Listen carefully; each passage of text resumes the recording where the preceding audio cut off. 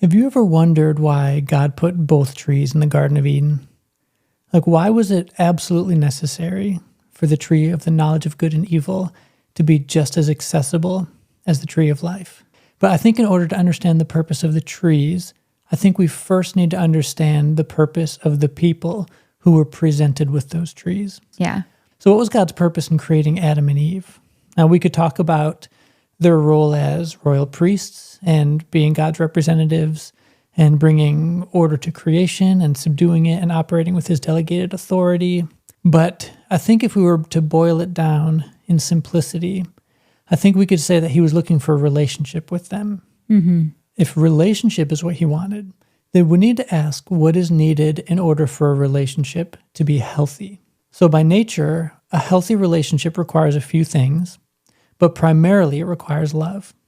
And for people like us, the existence of love is predicated on the existence of freedom. Right. In other words, if we're not free to choose, then we're not able to love. And if we're not able to love, then the potential for healthy relationships ceases to exist. Yeah. So by placing both of the trees in the Garden of Eden, God was presenting Adam and Eve with two choices.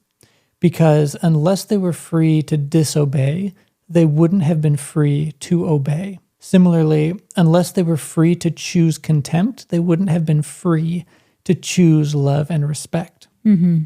God commanded Adam and Eve to obey, but he gave them the freedom to disobey because it's only when we're free to choose that we're able to love, which is ultimately what I think God was looking for, which is reciprocated love.